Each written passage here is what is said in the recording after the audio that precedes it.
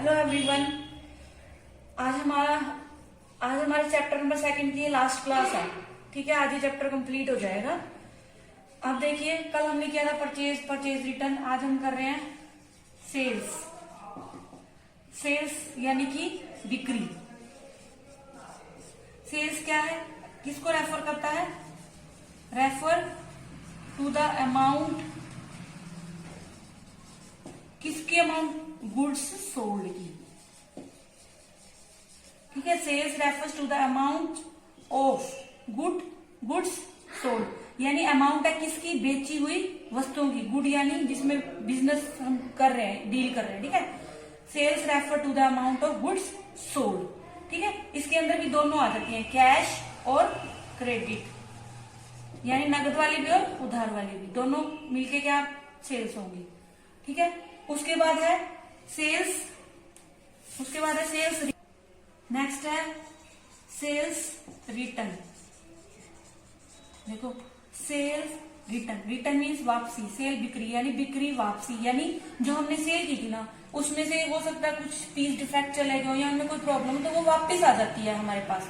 ठीक है, sales return क्या है? When goods are return from the customers.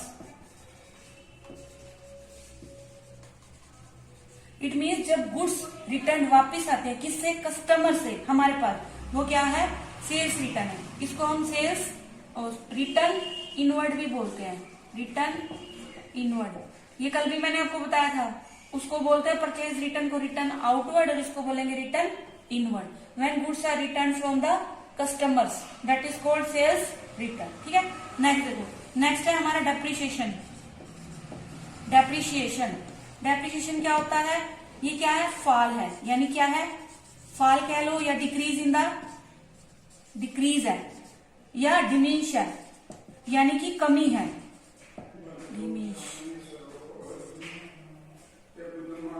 Decrease है, डिमिनिश है, किसमें? Value of. डेप्रिसिएशन क्या है? फॉल है, डिक्रीज है, डिमिनिश है, किसमें?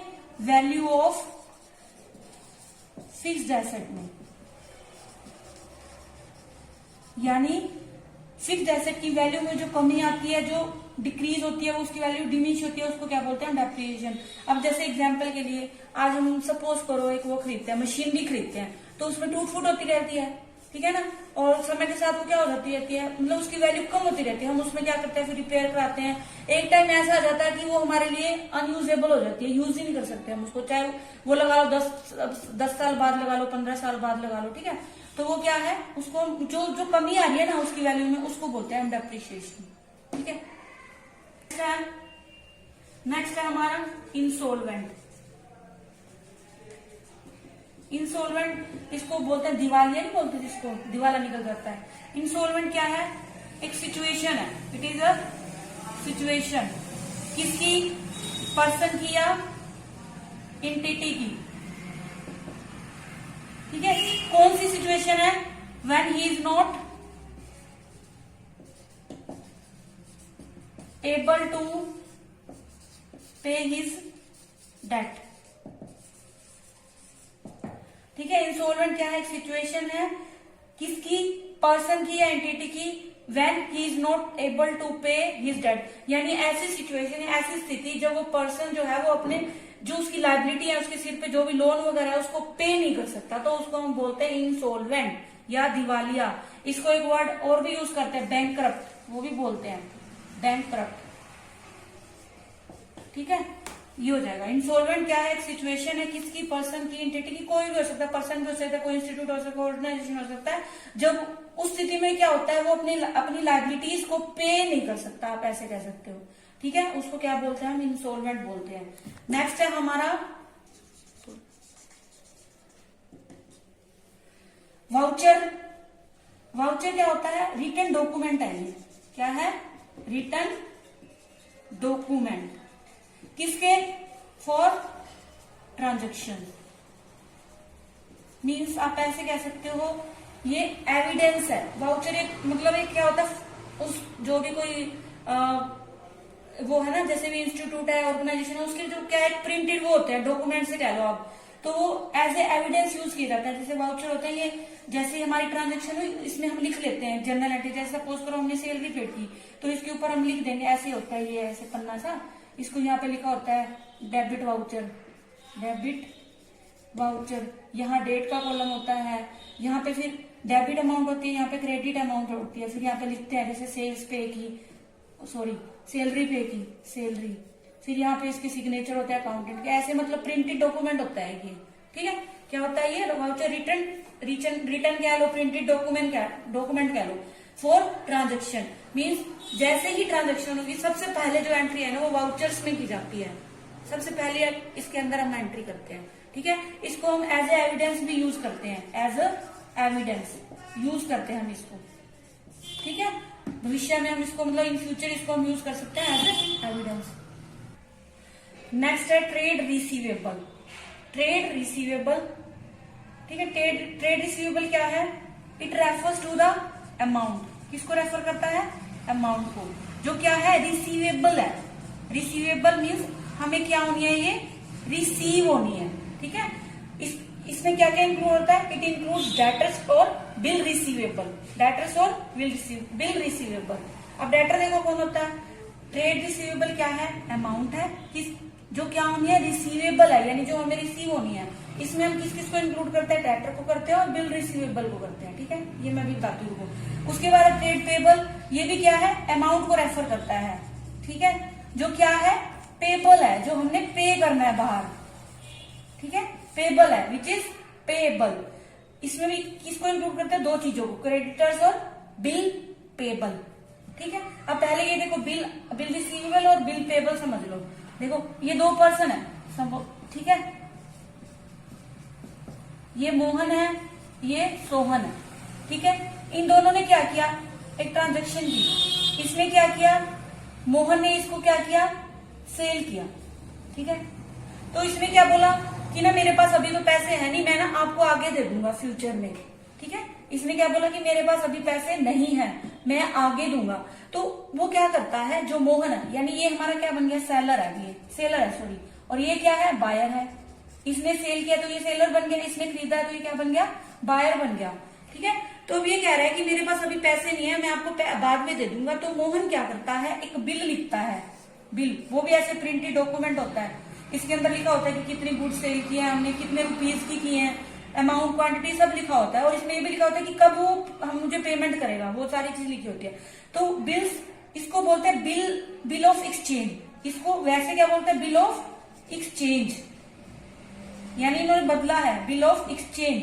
अब जो लिख रहा है, ये सेलर लिख रहा है, इसके लिए तो ये क्या है? बिल रिसीवेबल है। क्या है? सेलर के लिए बिल रिसीवेबल है, और इसके लिए क्या बन जाएगा? बिल पेबल बन जाएगा। ठीक है, बिल रिसीवेबल और बिल पेबल समझ आ गया? एक बार दोबारा देख लो चाहे। देखो ये क्या है? दो पर्सन है, इन्होंने आपस में क्या किया? सेल किया। मोहन ने इसको सेल किया, तो मोहन क्या बन गया? सेलर बन गया, और सोहन क्या बन गया? बायर बन गया। तो अब उसने कहा, सोहन ने कहा कि मेरे पास अभी पैसे नहीं है, मैं तुम्हें 3 महीने बाद दे दूंगा। तो मोहन क्या करेगा? एज ए एविडेंस, या पैसे कह लो, एक बिल लिख के देगा सोहन के ऊपर कि तुमने मुझे इतने पैसे देने हैं, इतनी क्वांटिटी के, और इस दिन दोगे आप। तो उसको क्या बोलते हैं? बिल ऑफ एक्सचेंज भी बोलते हैं। तो ये बिल जो है ना, इसके लिए तो बिल रिसीवेबल होता है क्योंकि इसको पैसे रिसीव होंगे, और इसके लिए क्या होता है? बिल पेबल होता है क्योंकि इसने इसको पे करना है। ठीक है, ये नेक्स्ट है हमारा स्टॉक। स्टॉक क्या करता है? रेफर करता है किसको? रेफर्स टू गुड्स, ठीक है, विच अ बिजनेस हेल्ड। ठीक है, यानी स्टॉक क्या है? यानी कि अब मतलब अब के टाइम जो भी हमारे पास पड़ा है सेल करने के लिए, ठीक है, वो क्या है? स्टॉक है। Stock refers to goods which business held, यानी जो कि बिजनेस के पास है स्टॉक। ठीक है, 3 टाइप्स का होता है ये। एक होता है रॉ मटेरियल, एक होता है वर्क इन प्रोग्रेस, एक होता है फिनिश्ड गुड्स।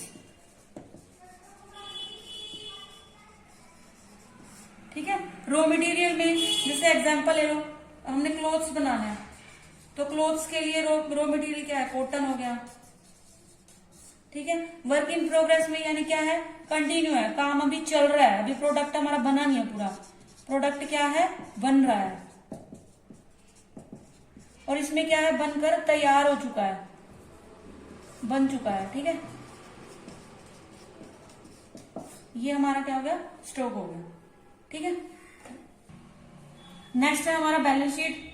बैलेंस शीट क्या है, स्टेटमेंट है, ये क्या है, स्टेटमेंट, जो क्या शो करती है, फाइनेंशियल पोजीशन, फाइनेंशियल पोजीशन, ठीक है। It shows the assets, liabilities, capital and reserves, ठीक है। बैलेंस शीट का स्टेटमेंट है, स्टेटमेंट है, we show the financial position of the business, it shows the asset, liabilities, capital and reserves, okay. Next है हमारा book value. Book value किसको refer करती है, अमाउंट को, ठीक है। At which it shown in the final accounts, ठीक है। जो मतलब बुक वैल्यू बैलेंस शीट में जो लिखी होती है ना, वही बुक वैल्यू है। बैलेंस शीट में उस दिन जो भी लिखा, जैसे मैंने लिखा 10,000 के मेरे पास फर्नीचर है, तो वो मेरी क्या है, बुक वैल्यू है, ठीक है। मीन्स फाइनल अकाउंट में जो भी अमाउंट लिखी हुई है वो बुक वैल्यू है उसकी, ठीक है। नेक्स्ट है हमारा कॉस्ट ऑफ गुड्स सोल्ड, ये आपको पता ही होगा। कॉस्ट ऑफ गुड्स सोल्ड क्या होता है, it refers to the amount which has spent on the production of goods and services, यानी गुड्स और सर्विसेज को प्रोडक्ट करने, सॉरी प्रोड्यूस करने में जो भी खर्च होता है उसको हम कॉस्ट ऑफ गुड्स एंड बोलते हैं, ठीक है। आज का ये चैप्टर हमारा यहीं पे कंप्लीट हो गया। आप इस चैप्टर को बहुत अच्छे से समझना, ये बेस है, ठीक है। अगर आपने ये अच्छे समझ लिया ना, समझ लो आपको अकाउंटिंग आ गई, ठीक है। थैंक्स अ लॉट, लाइक करते रहिए, सब्सक्राइब करते रहिए, शेयर करते रहिए।